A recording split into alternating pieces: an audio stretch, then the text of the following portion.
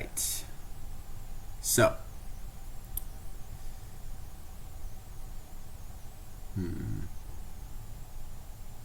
Hello everyone. Once again, back at Sunless Skies. Gonna crank that down to 35 apiece, just a little bit, so I can hear myself think better. And off we go. So the last time we was out here, we had managed to very successfully not die, and we made it to a port that reduced our terror by quite a bit. So we're now pretty much back where we want to be, ready to explore. The question is where, because there is pretty much no rhyme or reason to how I'm traveling right now. I have no direction as to where anything would be. I'm just wandering around and hoping to find a port. Somewhere at the center should be London, theoretically. So I'm going to head roughly in that direction.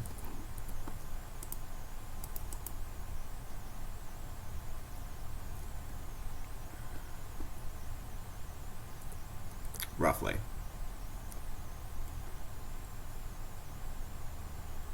Can't barely see the text with the thingamabobbit. At the light, that is. Oh, now we've left that happy place. Ooh, Cantickery. Die. Yes. Yes, yes, yes, yes, yes, yes, yes. Charge me. Come at me, bro. Come at me. Ooh, bull. There's a bull Cantickery. Alright. Real quick. Alright,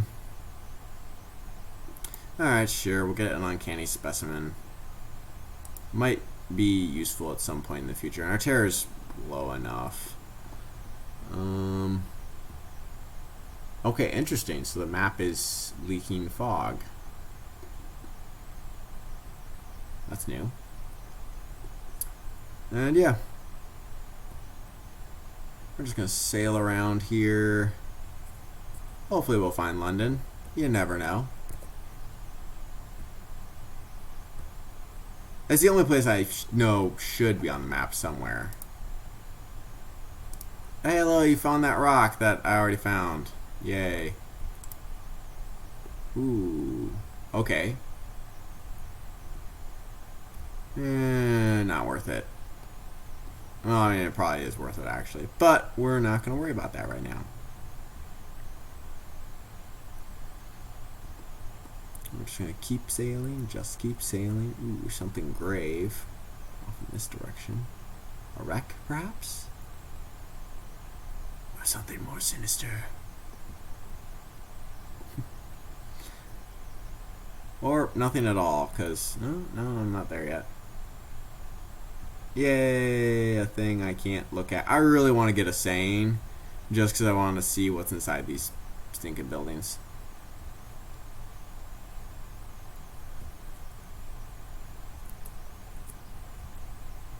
Now we're out into the wilderness. We should find something.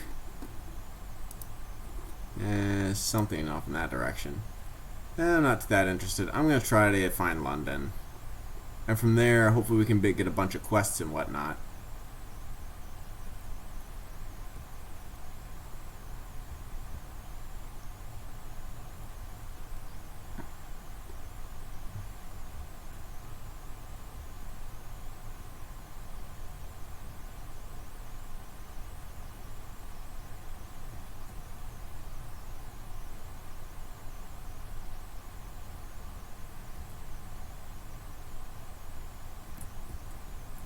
Okay, I want to avoid that.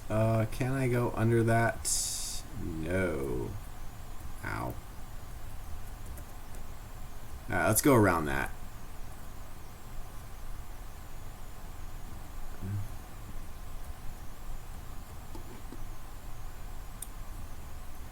Sorry, lost in my own thoughts. For just a second there. Let the world know we're here and we mean business. And hopefully to bring us monies. Bring me the money. Bring me money. Actually, give me Tales of Terror. scare me. This looks like a really nice place.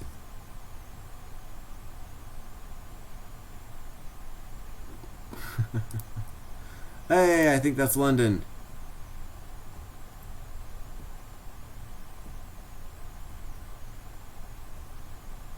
A golden dreadnought. We ain't messing with you, pal. Yay, London. I think the dock is somewhere this way, maybe?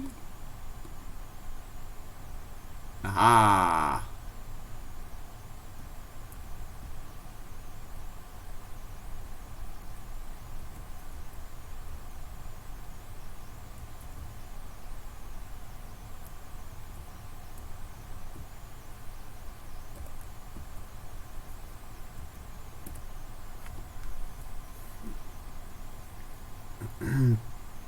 Alright, St. Dominic's station is thick with crowds. A brass band plays. The cause of the excitement is an unfamiliar locomotive in imperial blue, a delicate gleaming craft whose elongated nose houses an array of lenses. A top-hatted official from the Ministry of Public Decency is delivering a speech.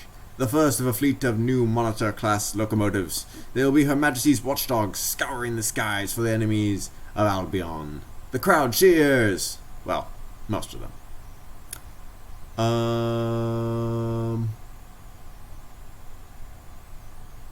You know, these are my people. Let's protest this thing. What's the worst that could happen, right? A skeptical academic is curious who these enemies of Albion are. Criminals? Unionists? Anyone whose opinions differ from those of Her Majesty? A scowling station worker adds his tuppence worth. All them fancy scopes and sounding equipment. That's for spotting smugglers. The revenue men put a lot of money into this. Another grunt. This isn't the first one neither. This is all just for show. The monitors are already out there, watching. One of the more fiery objectors flings a half-brick. It rings on the plating like a bell, scratching the fresh blue paint. The constabulary closes in. You scatter. You will now encounter ministry monitors while exploring. Ho-ho. Well, meh. Let's explore London. Liberated from her prison below the earth and elevated to the heavens, prickled with chimneys mantled in sooty smog, here are old, proud buildings, transported block by pale block to the sky. Here are new edifices of soaring steel and stone and gleaming glass. The ultimate achievement of Victorian ambition, unhampered by terrestrial concerns. London is a feverish brew of aspiration, empire, and appetite. Let the princess set up a salon. She'll be gone for a little while. You'll have to manage without her, you poor thing. The princess will leave your engine. You may pick her up again, but only when the salon is open. Or I could wander the streets. Okay, so this would be... Well, I have another first officer. Alright, sure. Yeah, set up your salon. The briefest of farewells. The princess sweeps away into the smog for a moment. Her tiara sparkles in a single beam of distant sunlight. She has left you an invitation. It is to the Red Salon. No further details are given. You'll have to find it, and the princess yourself. Alright then. The princess is opening a salon in London, a jewel in the city's crown, a bright star shining in the smog. Her ambitions are limitless. Her expression, when she suggested it, worrying. Search for it. You have a name, that should at least give you a start. Well, she hasn't established it yet, so I can't search for it. Very well. Can I explore London and wander the streets? A day in London. Today the crowds are thronging to the shops in New Regent Street. Black and gold, the Empress's own colors, are very much in fashion. Golden gowns and hats gleam in the slow, syrupy light of the distant clockwork sun. Ooh, maybe I can find the clockwork sun. You never know. Liberated from... Yep. So, the black box. You know, that's what my captain... That's the quest that you get at the beginning of the game. I'm going to ignore that for the moment. So she's opening a salon. The Silken Salon. The generous princess manages many affairs of court. Alright. She cultivates alliances, forms opinions, sets trends, makes introductions, suggests promotions, and dismantles reputations. She attracts rumors like a lantern attracts moths. It's said that she fears the light of the suns, and that her gifts inevitably destroy the recipients. She can sometimes be found in her salon, where she welcomes visiting captains. So I could give her a lot of stuff. There's not really much benefit, so, well, hang on. Oh, hello, your ears ring with all the gossip you've heard lately. Okay. Connect her with your cryptic benefactor. Okay, interesting. Let's hold off on that for the moment.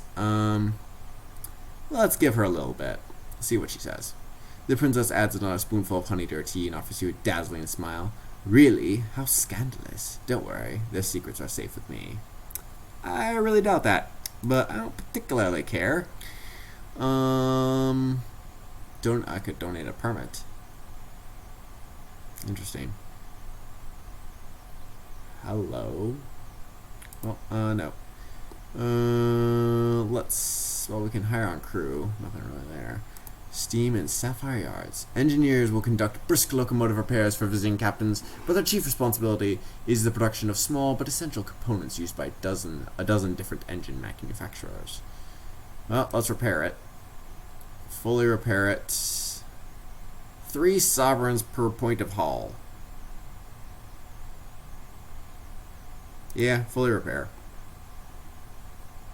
No more critical damage. Yay, let's leave this. And McQuarrie's Tobacco Shop. The sign over the door once read, McQuarrie and Son, fine tobacco, but since then someone has crossed out the word fine in a fit of honesty. Alright, sure. What's in here? Then, on a separate, more ominous occasion, they have crossed out and Son. Ooh, got dark all of a sudden. The building is embarked on a rapid descent into squalor. The paint peels, the windows are caked with grime. Sure. Let's inspect the wares. The selection is unimpressive, as is the quality. Neither Alboin nor the Reach has found a genuinely good replacement for tobacco, though. Increasingly frantic smokers have tried lighting up virtually every example of Skyfloor that has been discovered. A few Skyfarers mill about examining the lower grade flavors and speculating on exactly what McQuarrie is cutting them with today. The more expensive brands are untouched in their glass cases. You'd wonder how this place managed to stay open if it weren't for the fact that it is so obviously on the brink of closure and probably collapse.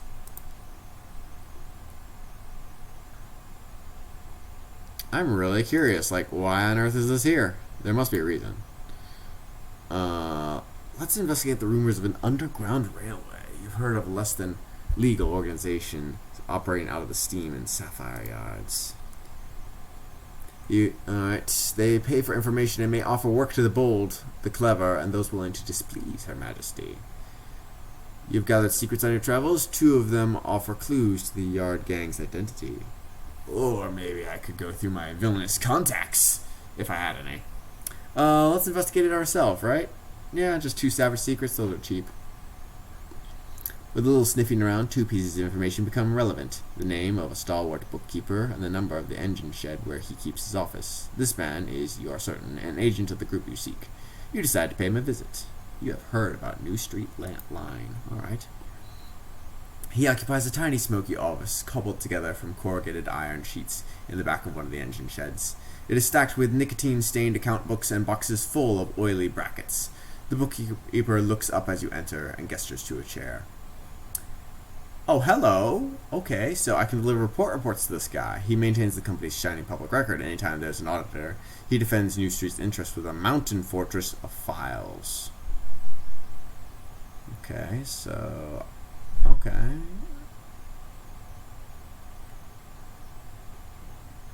Interesting. Perdurance. Oh, I need to find that place. And apparently I need an invitation, so I need to deliver my reports to this guy. The bookkeeper reads the report swiftly, makes a few notations, then files them deeply in a haystack of financial records, beyond the attention of even the most persistent ministry auditor. Thanking you silently, he conveys that you are doing important work. Cool. I could chat with him. Why not? He offers me a cup of tea, savagely stewed and swimming with sugar. A job on the side. He is deaf, but content to communicate through sign language or messages scribbled on a pad of paper. Obliquely, he explains that he does additional work for an organization unaffiliated with the government, which has an urgent need for up-to-date reports on other parts of Albion. His patrons will pay for such intelligence to be brought to them rather than the ministry. What's more, he implies earning the organization's trust might open the possibility of additional work. Okay. Interesting. Let's take our leave. Onwards. Okay, let's... St. Dominic's. Yeah, there's nothing here. Shops. The bazaar. Alright. Some prospects, but I don't have any available since I'm full up in the last zone's quests. But I'm thinking... Wait, where is this guy going to? Lustrum. Okay, yeah. So what I'm going to do is I'm going to go to the bank. I'm going to bank all the munitions. And the caddy of dry tea. That'll be useful for something else, I'm certain. But let's go back to the bazaar. Nothing I can get here, but the Spitalfield markets.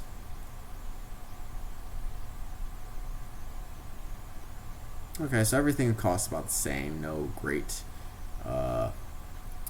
benefits or otherwise. Let's buy some of that. St. Dominic's augmentation. Okay, Jerusalem, an emanation. Ooh. Alright, that's fine. That's the same. Ooh, the assaying device. I can get that here. Okay, so I really want to get assaying. I really do. Well, let's see if there's anything better. The mining array, bronzewood shielding. Oh yeah, I need to take that off.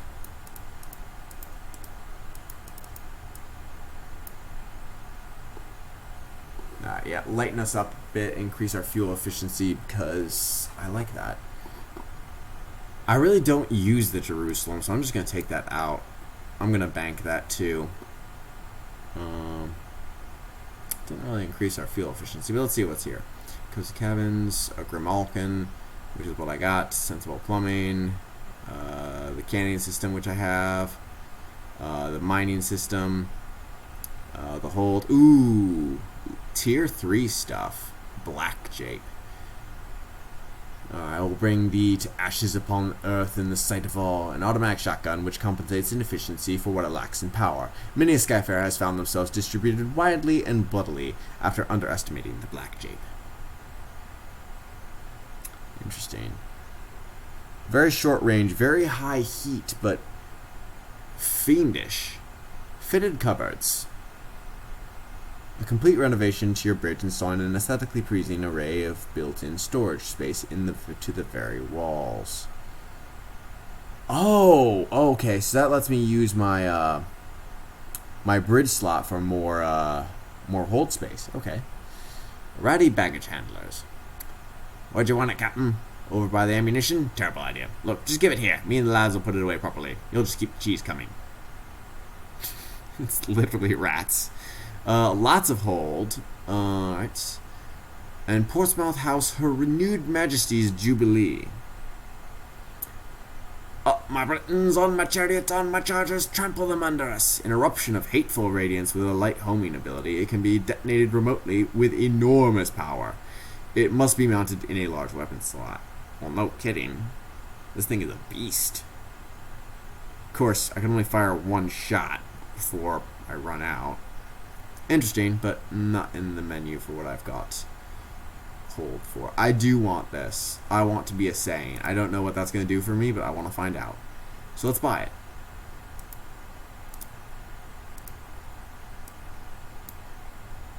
Let's take you out.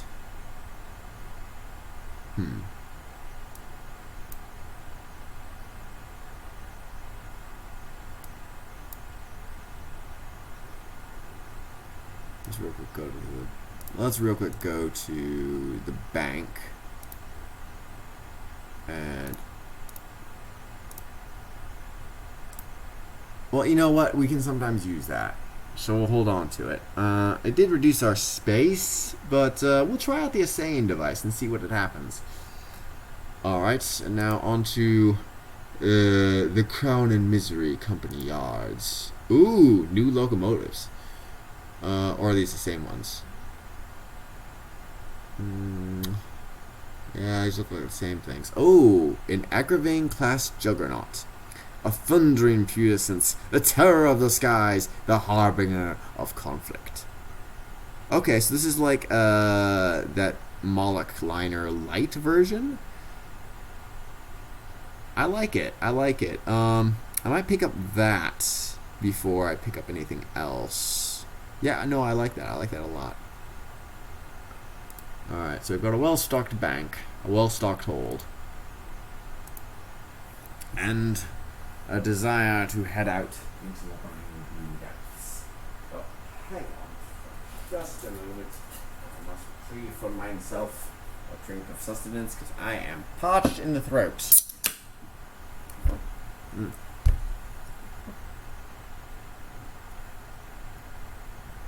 Hydrate. Okay, no new quests, but we've kind of got a sense of what we're doing. So I'm going to go this way, randomly in the south west type direction. Let's just sit. Oh, hello. There's another thing here. Is this the same thing? Oh no, there's an engine there. Okay, so that's completely just for decoration. Interesting. I suppose as the port of the skies, it only makes sense. This place is so busy.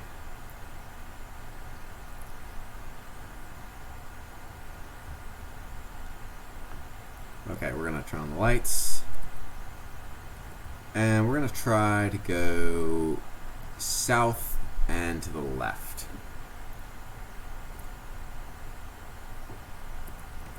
Oh, what's that? Is that just a... Oh, the Wit and Vinegar Lumber Company. Really hard to get into, but interesting. What is this place? The head offices of a lumber concern that imports bronze wood from the Reach. Ooh. It operates primarily in the Reach, mining bronze wood and transporting it back to London for construction, furniture, and locomotive plating. Alright. Get lost. We're trying to work. It ain't safe for tourists. Okay, so... yeah. Suspicious lot, aren't they? Well, alright, so that's something that's obviously going to be triggered at a later date. Hopefully. But interesting. Alright, so south and west. No idea what's out there, but we're exploring the Reach in the hopes of finding something useful.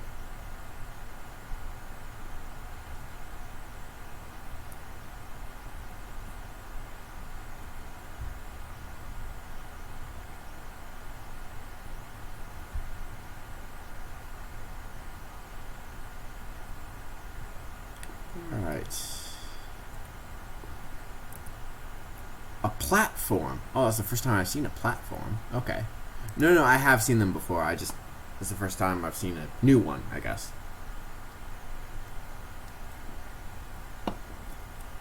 Alright.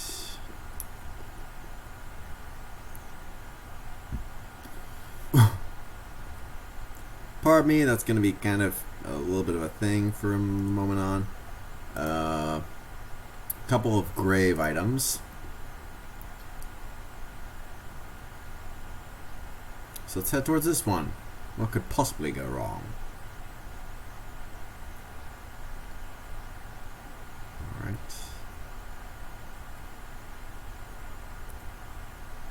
A windswept habitation.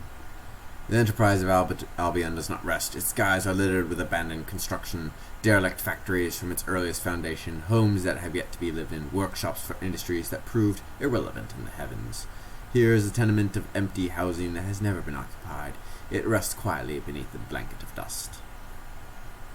So I could rest, or I could search for something of value. Well, let's rest and recover. What's the worst that could happen? The comforts of home. For a night, the crew can forget that they live on a cramped engine amidst the stars. Instead, they enjoy some small luxuries. The fact that they don't have to stoop to get through doors and having enough rooms that they needn't share. They light fires in the grates and pretend for a while that they live ordinary lives. Alright. Interesting. Now, onwards, my friends. Now, let's see if a saying is worth it. What I might do is I might switch between like the butchering stuff for exploring and the assaying for after the fact when I found things that need exploring.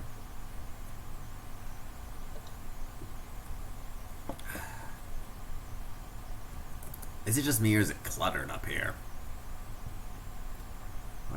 I mean, there's wide open spaces to be certain, but less than I'd think.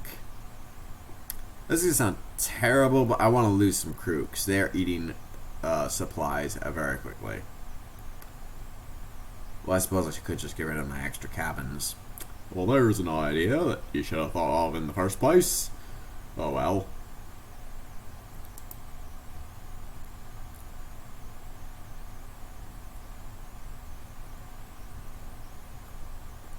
Yeah, let's see if there's anything out here. Nothing. Philly.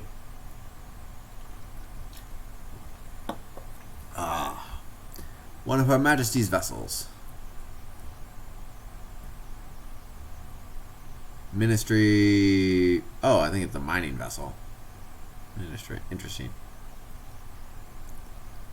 Oh, hello. One of those floating graveyards.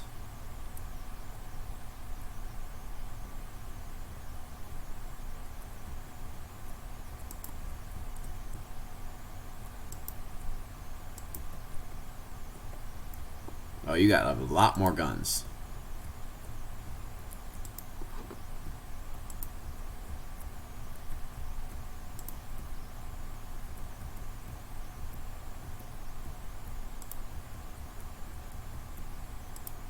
And you are a lot more nimble.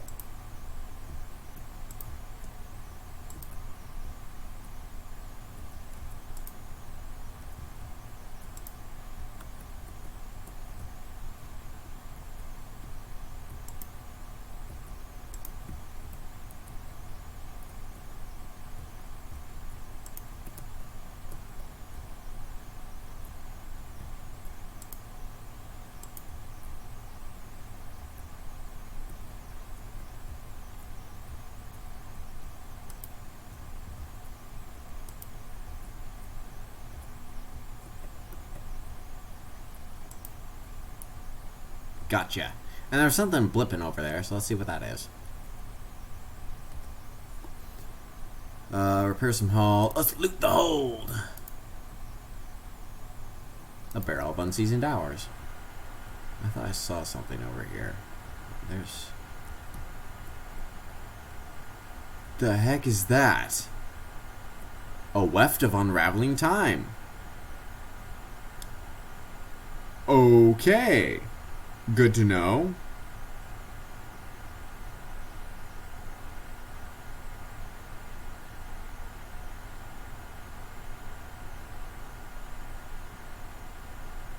So I can risk it for the biscuit. Or just allow myself being pulled in. Let's get pulled in. Let's see what happens. The boiler rumbles, the chimneys spume, you urge your locomotive forward into the churn of time. The present quivers, falters, and is torn away.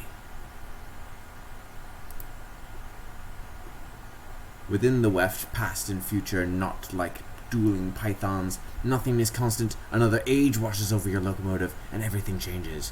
When you leave the weft, some of your present circumstances will follow you out. Be careful when you depart.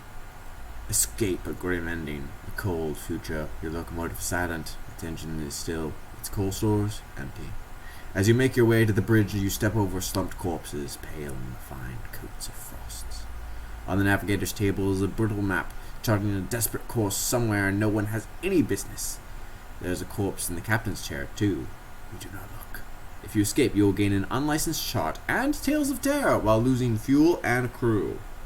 Or I can remain in the weft.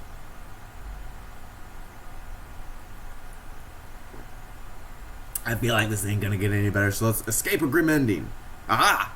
We have escaped the weft. You strip the beds and the bodies, you gather books, charts, logs, letters, anything I can burn. It is enough, just to melt the ice blocking the pipes and muster a wisp of steam to nudge you from the weft.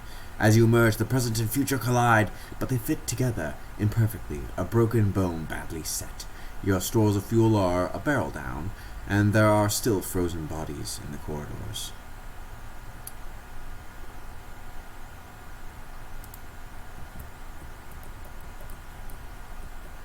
Okay. That was terrifying.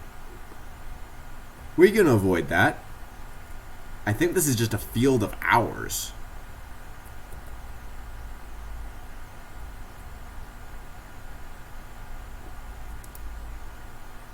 Oh, there's a port there. Oh, something ghastly. What on earth is this? The Clockwork Sun.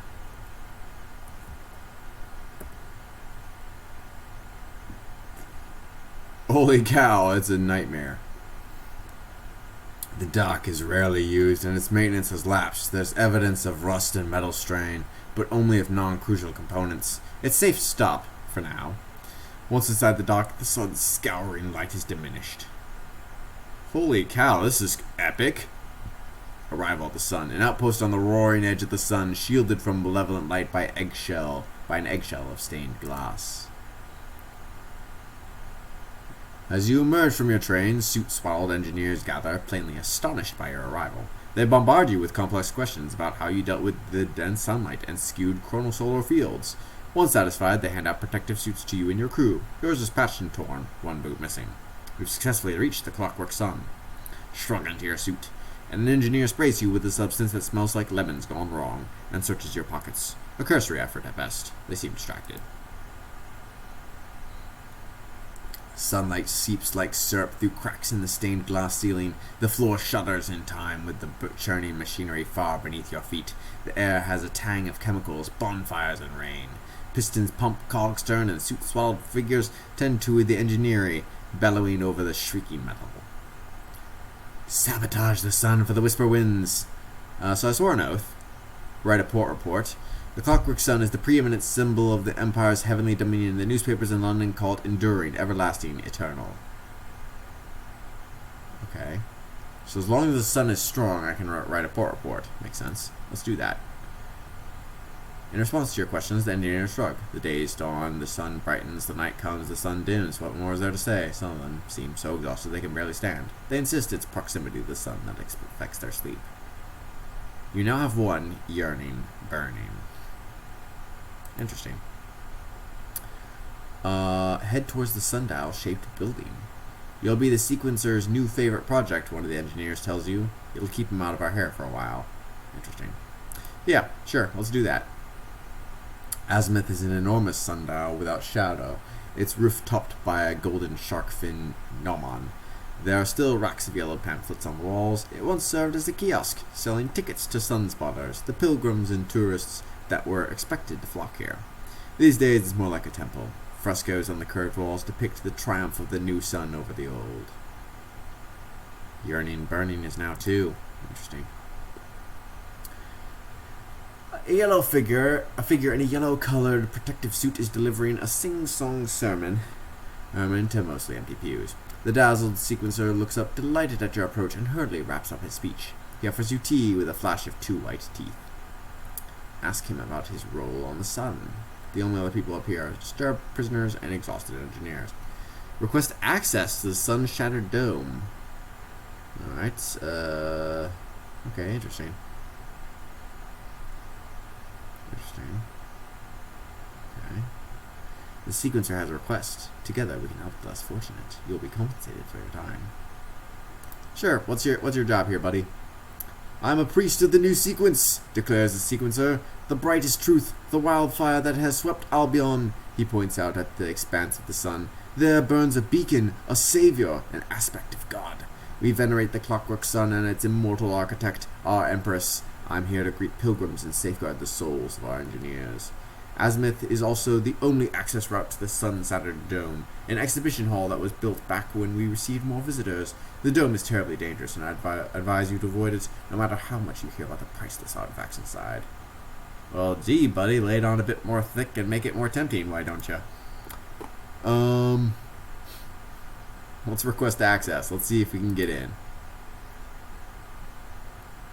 He obviously takes his role as gatekeeper seriously. He fusses around you, checking you in your crew's gear, tugging on straps, checking for rips, wiping your stained glass goggles with a silk handkerchief. All the while, he spouts an endless stream of warnings. Don't enter the Shalimere, never travel in a group of 3 or 4, and resist the urge to sing, no matter how fiercely your throat burns. And for sequence sake, watch the condition of your suit. When with that, he pats you on the back, hands you a brochure, and sends you through the heavy iron door to the dome. Okay. An occurrence! Okay, so we got 4 suit quality, whatever that means. Exhibition halls built to accommodate sunspotter tourists and sequence pilgrims, and abandoned after the dangers of the sun became impossible to hide. Priceless paintings hang in bleached rags. Magnificent relics have been left to accumulate glittering glass dust.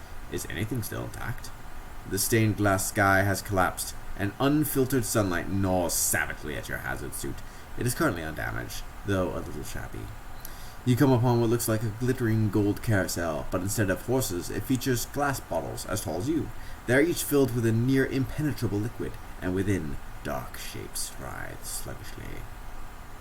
So we can return, we can search elsewhere, or we can investigate the carousel. It really doesn't look like we're going to have a good shot at the carousel, so let's search elsewhere. Exhibition halls. Built to accommodate sunspot. A scream. One of your crew is staring in horror at her hand, which is suddenly shriveled and sprouted liver spots. The light can do strange things to the flow of time, and you seem to have strayed into a bad patch.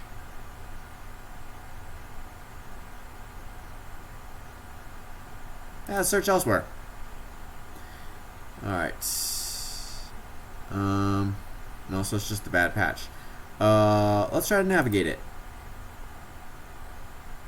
You guys are through the patch of lumpy time. Once everyone is through, you find yourself in an area of the dome seemingly untouched by previous explorers. A quick search uncovers an intact exhibit, a shroud of fabric that, even here, ravenously consumes light.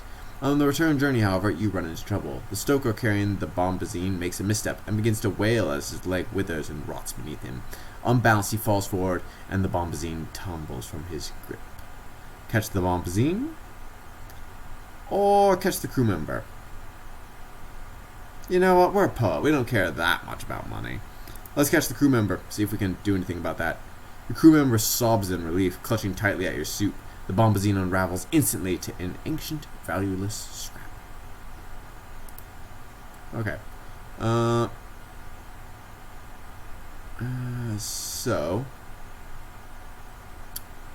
Okay, now we have stumbled upon a gleaming forest of glass sculptures. As you get closer, you realize that they were once tourists, from back when the exhibition was still open to the public.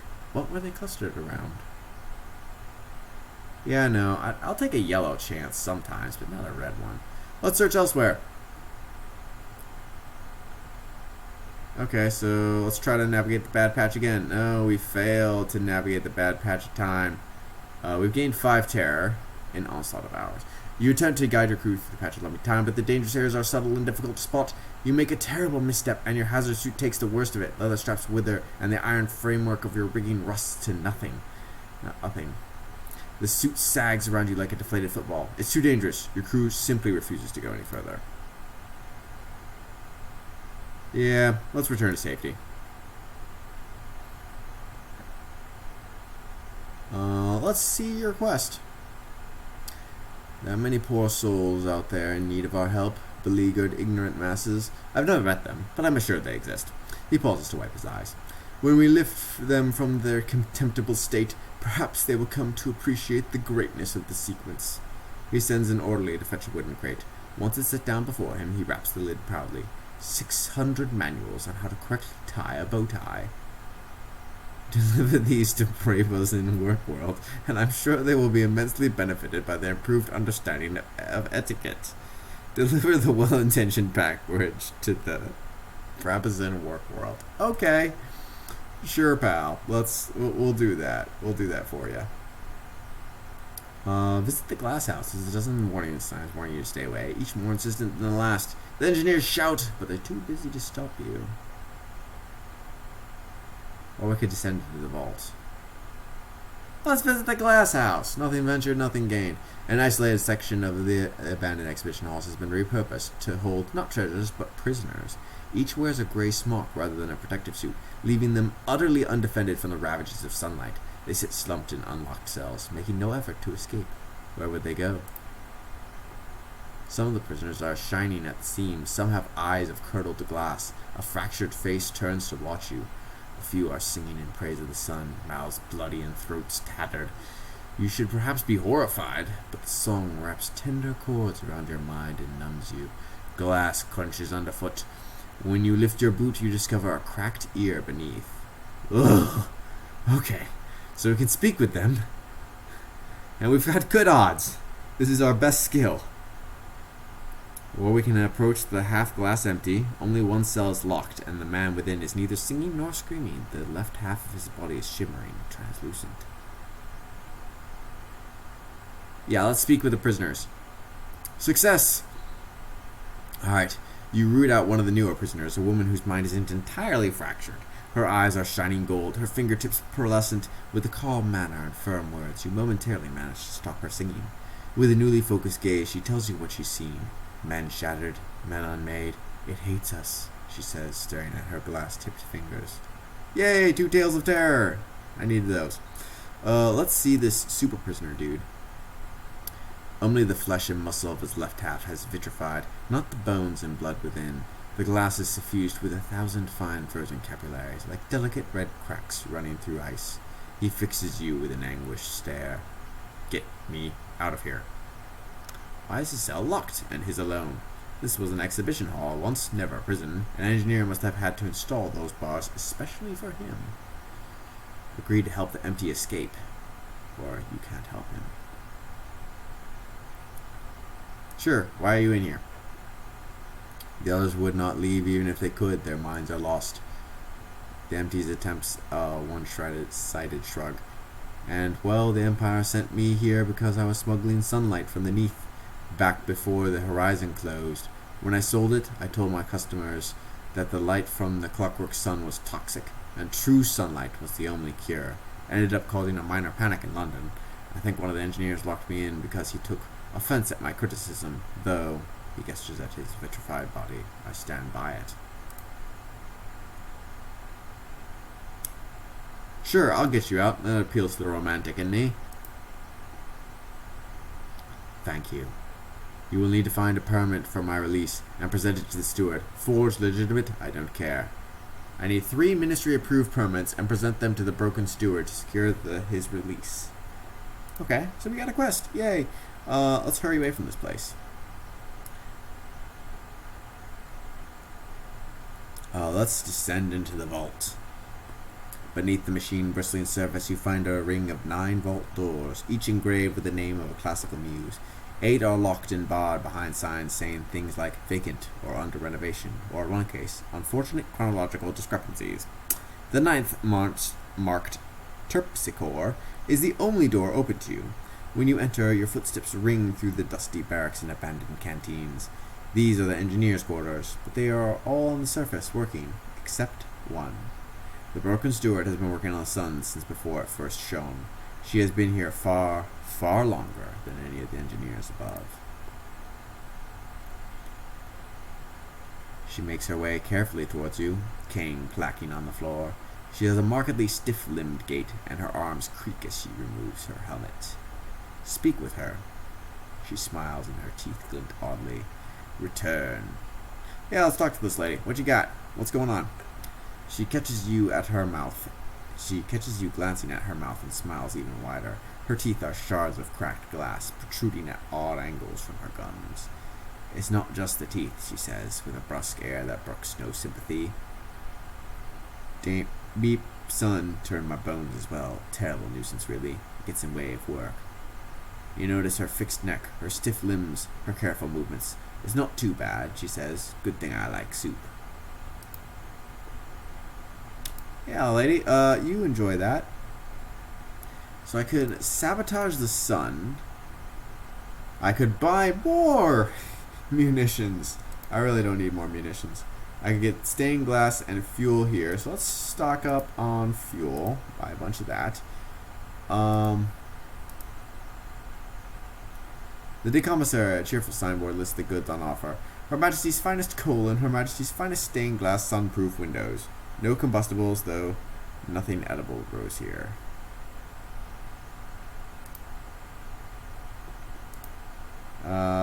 Let's see if we can sabotage the sun. There are too many hatches, and leading to the sun's spinning clockwork innards for the engineers to keep track of them all. Someone so inclined could cause trouble. So we can perform a minor act or a major act. We do not have good odds, and it's going to take everything we've got. So we're not even going to bother with that. Alright, ladies and gents, I think that's going to do it for today. Thank you so much, and we'll see you next time.